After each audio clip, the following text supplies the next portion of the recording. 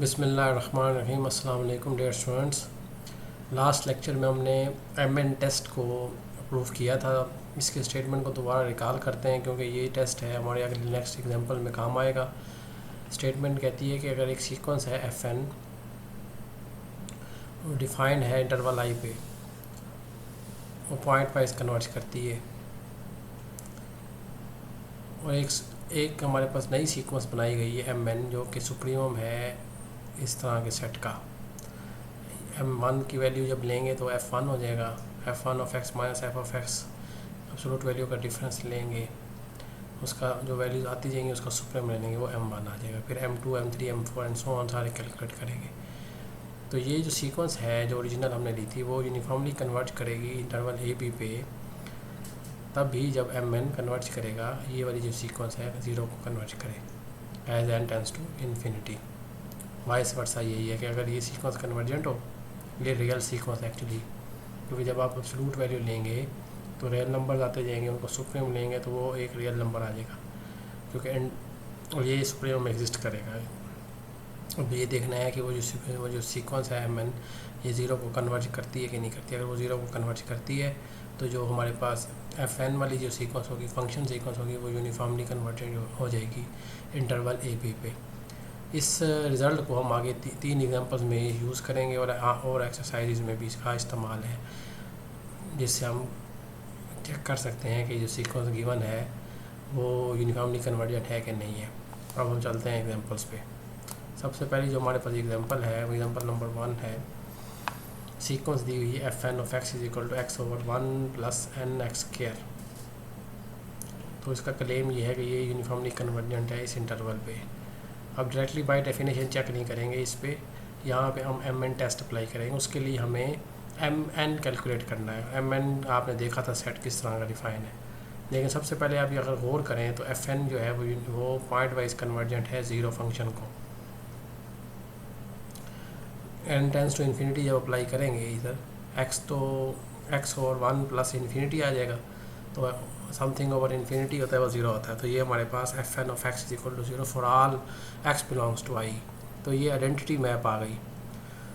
तो यहाँ से कम से कम हमें ये अंदाज़ा हो गया है कि ये जो सीक्वेंस है ये पॉइंट वाइज कन्वर्जेंट है और उसकी जो लिमिट है वो ज़ीरो है। अब ये देखना है कि ये यूनिफॉर्मली कन्वर्जेंट है कि नहीं है।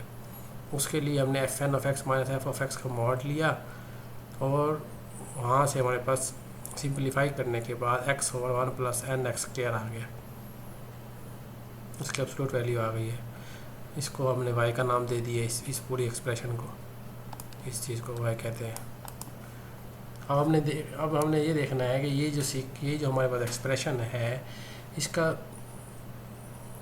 सुप्रीमम क्या आता है हर x के लिए, तभी हम निकलेगा ना।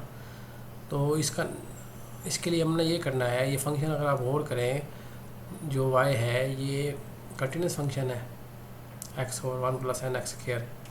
डोमेन भी इसकी गिवन है, आई इंटरवल पे डिफाइन है, तो ये डिफरेंशिएबल भी है। डेरिवेटिव लेते हैं, डेरिवेटिव आता है, इसको आप चेक करेंगे कि इसका डेरिवेटिव की जो कैलकुलेशन है वो ठीक है। इसका आंसर उसने 1 minus N x square over 1 plus N x square whole square निकाला हुआ है। ये आपने देखना है कि वाकई यही आता है।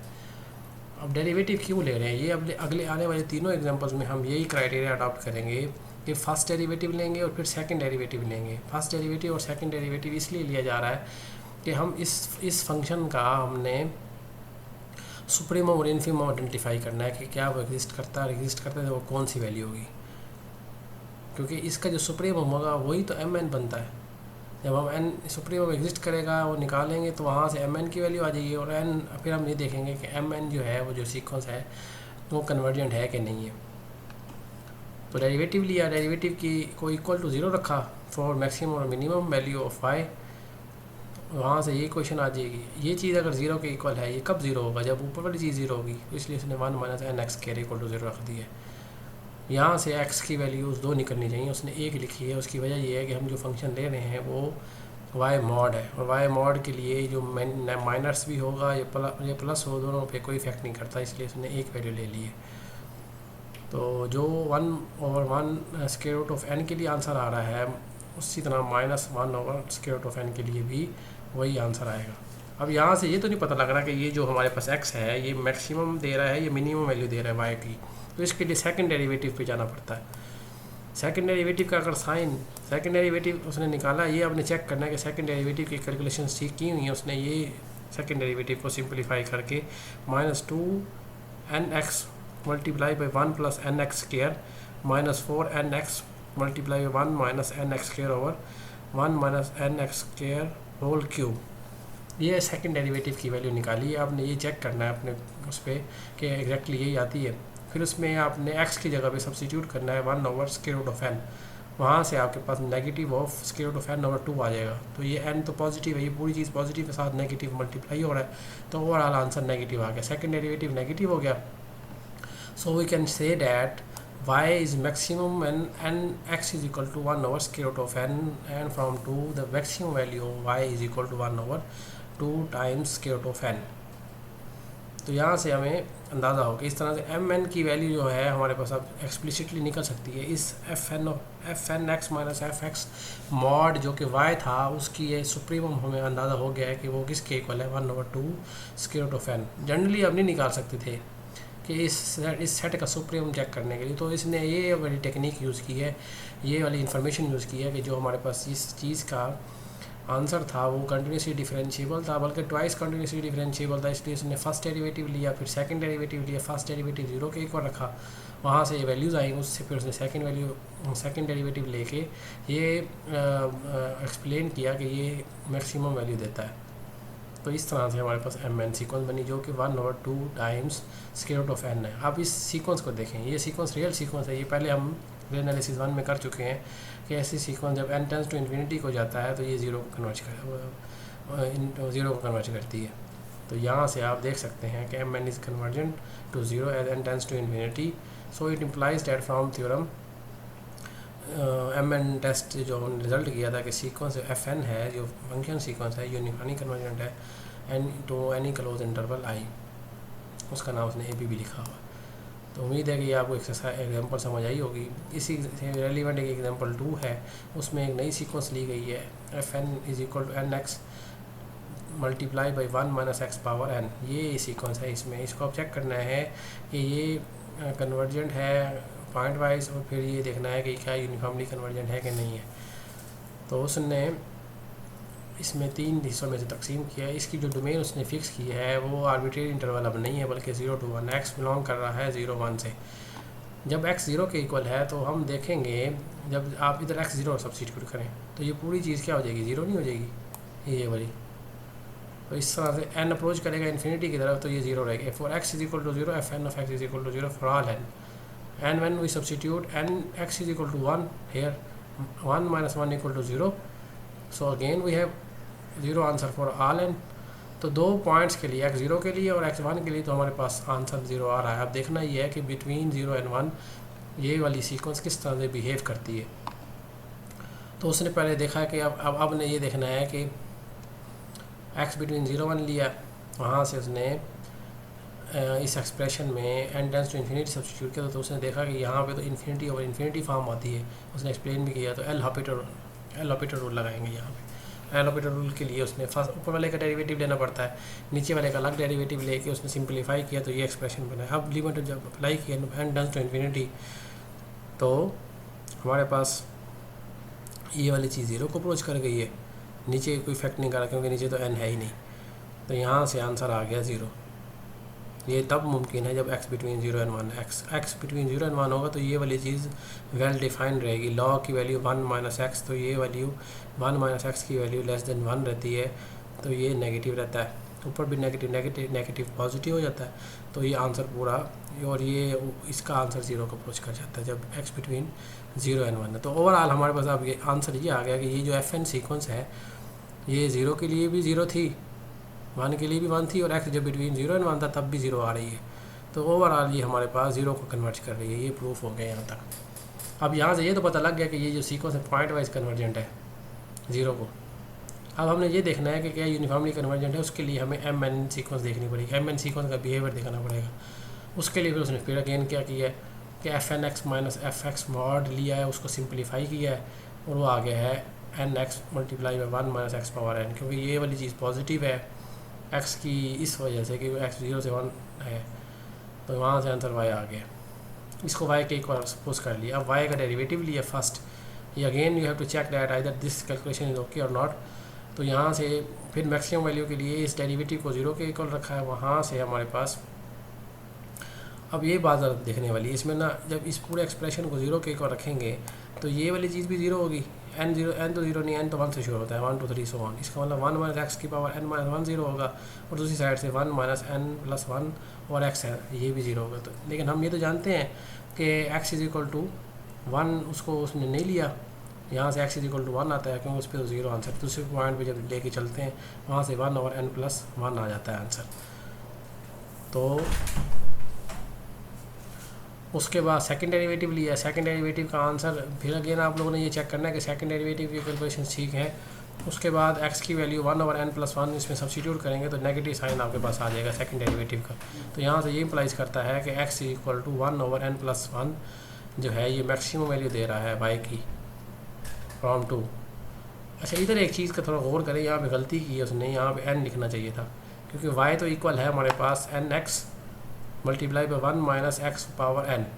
तो ये x की वैल्यू जब आप 1 x की value 1 over n plus 1 substitute करेंगे तो ये n multiply by 1 over n plus 1 ये हो गया, साथ 1 माइनस एक्स की वैल्यू 1 ओवर n प्लस 1 है, यहाँ पे n आना चाहिए था जो कि इसने नहीं लिखा। वो लिखेंगे तो आप इसे सिंप्लीफाई करेंगे तो ये overall 1 minus 1 over n plus 1 whole power n plus 1 आ जाएगा। तो ये हमारे पास y की वैल्यू सब आ गई है जो कि n पे डिपेंड कर रही है, और ये m n की वैल्यू अब हम एक्सप्लिसिटली लिख सकते हैं जो कि इसके इक्वल है 1 माइनस 1 और n plus 1 whole power n plus 1, क्योंकि ये सुप्रीमम है ना। सुप्रीमम और मैक्सिमम में एक ही बात है क्योंकि अब हम इंटरवल जो ले रहे हैं वो क्लोज इंटरवल 0 1 है। और इसकी लिमिट क्या होगी इस m n सीक्वेंस की, इसकी जो लिमिट होती है आप जब चेक करेंगे तो ये 1 ओवर e आती है इसकी जो लिमिट है। ये रियल एनालिसिस 1 में या कैलकुलस अगर आपने पढ़ी हुई है तो आपको पता होगा जब n अप्रोच करेगा इन्फिनिटी की तरफ इस चीज़ की जो वैल्यू है 1 ओवर e आती है जो कि 0 नहीं हो सकती किसी सूरत भी, n टेंड्स टू इन्फिनिटी। तो ये बड़े अहम पॉइंट है जिस बात में थोड़ा एम्फेसाइज भी करना चाह रहा था कि आपको ये बताना, ये जो टेस्ट m n टेस्ट था उसमें बड़ी अहम पॉइंट उसने दिया है। वो कहता है कि m n सीक्वेंस सिर्फ कन्वर्जेंट ना हो बल्कि वो 0 को कन्वर्ज करे। अब देखें m n ये वाली जो सीक्वेंस है ये कन्वर्जेंट तो है लेकिन 0 को कन्वर्ज नहीं कर रही, तो इसलिए ये हमारे पास एक ऐसी एग्जांपल मिल गई है कि ये कन्वर्जेंट है लेकिन 0 को कन्वर्ज नहीं कर रही, इसलिए जो सीक्वेंस fn है वो यूनिफॉर्मली कन्वर्जेंट नहीं है इंटरवल 0 1 पे। और आप ये भी देखें कि जो 0 पॉइंट था वो नॉन यूनिफॉर्म कन्वर्जेंट था, point of non uniform convergence है 0, because this x tends to 0 as n approaches to infinity. ये आपको अगर कोई एग्जांपल ऐसी भी देनी पड़ेगी मैं आपसे पूछूंगा मुझे बताएं कोई ऐसी सीक्वेंस जिसके अंदर से point of non uniform convergence मिल जाए तो ये आप दे सकते हैं एग्जांपल। सही हो गया। अच्छा, इस एग्जांपल के बाद हम नेक्स्ट एग्जांपल पे चलते हैं। अब उसने एक एग्जांपल ली है जिसमें सीक्वेंस की शक्ल दी है sine n x over square root of n। उसका क्लेम यह है कि ये यूनिफॉर्मली कन्वर्जेंट है इंटरवल 0 पाई पे। सबसे पहले तो देखना ये है कि क्या ये पॉइंट वाइज कन्वर्जेंट है। उसके लिए आप n सबसे पहला जो स्टेप है ना, जब भी आपसे यूनिफॉर्म पूछे तो आप पॉइंट वाइज चेक कर लें। अगर तो वो पॉइंट वाइज ही नहीं है तो वो यूनिफॉर्मली नहीं होगी। अगर वो पॉइंट वाइज है और उसकी लिमिट आपको पता लग गई है तो यूनिफॉर्मली कन्वर्जेंट चेक करने के लिए आपको उसका प्रॉपर टेस्ट तो करना पड़ेगा, लेकिन आपको ये श्योर हो चुका होगा कि जो सीक्वेंस होगी ना उसकी लिमिट वही होगी जो पॉइंट वाइज में निकली है, चेंज नहीं होगी, क्योंकि सीक्वेंस की जो लिमिट होती है वो यूनिक होती है, चाहे वो पॉइंट वाइज हो चाहे वो यूनिफॉर्म हो। तो इसलिए पॉइंट वाइज से अंदाज़ा हो जाता है कि वो क्या लिमिट उसकी क्या आती है। तो इस केस में उसने सब्स्टिट्यूट किया n अप्रोचेस टू इन्फिनिटी। ऊपर वाला फंक्शन बाउंडेड है, इस पर कोई इफेक्ट नहीं कर रहा। नीचे 1 ओवर n है, जब n अप्रोच करेगा इन्फिनिटी की तरफ तो ये चीज़ 0 इन्फिनिटी की तरफ चली जाएगी, 1 ओवर इन्फिनिटी हो जाती है 0। 0 को किसी भी चीज़ से मल्टीप्लाई करें वो 0 आंसर देती है। x पे x की हर वैल्यू के लिए इसका आंसर 0 है, तो x की तो ऐसी वैल्यू नहीं जिसके लिए इसका आंसर चेंज हो। तो f ऑफ x जो है, जो कि लिमिट है पॉइंट वाइज fn की इस ख़ास टाइप की सीक्वेंस की, वो 0 आ रही है। Again we have to check that the same criteria we have to adopt for mn. First we have to evaluate this expression fn of x minus f of x mod, which is equal to sin nx over square root of n. उसका absolute value है जो कि y की, इसकी absolute value यहाँ पे ख़त्म नहीं कर सकते क्योंकि एन एक्स जो है ये पॉजिटिव नेगेटिव वैल्यू लेता रहता है. नीचे तो पॉजिटिव आएगी, इसकी तो वैल्यू हमेशा पॉजिटिव रहेगी, लेकिन साइन एन एक्स की वैल्यू चेंज होती रहेगी हर एन के लिए, हर एक्स के लिए.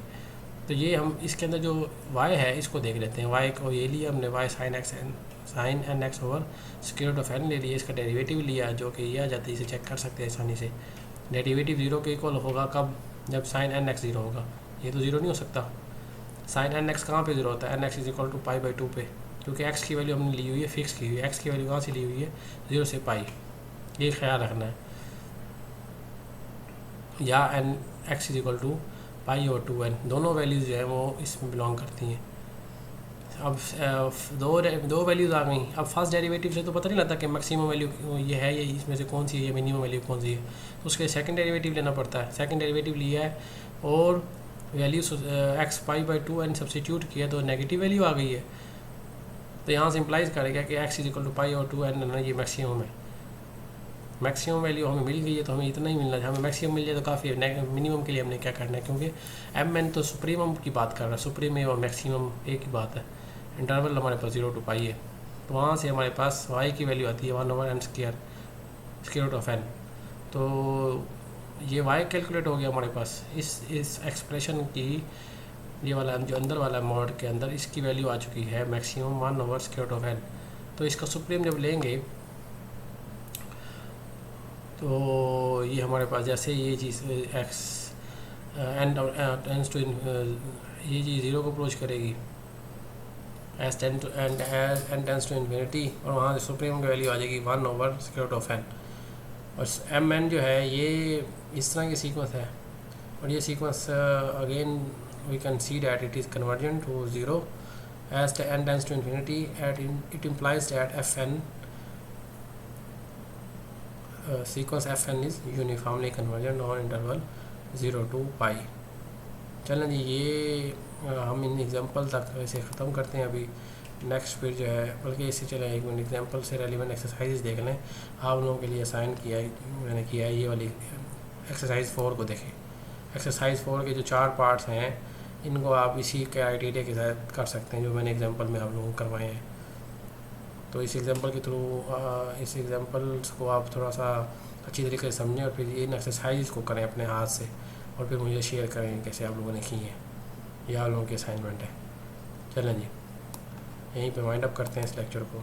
फिर इंशाल्लाह नेक्स्ट लेक्चर में कंटिन्यूटी से रेलिवेंट चीज़ें देखेंगे. अपना ख्याल रखिएगा. अल्लाह हाफिज़.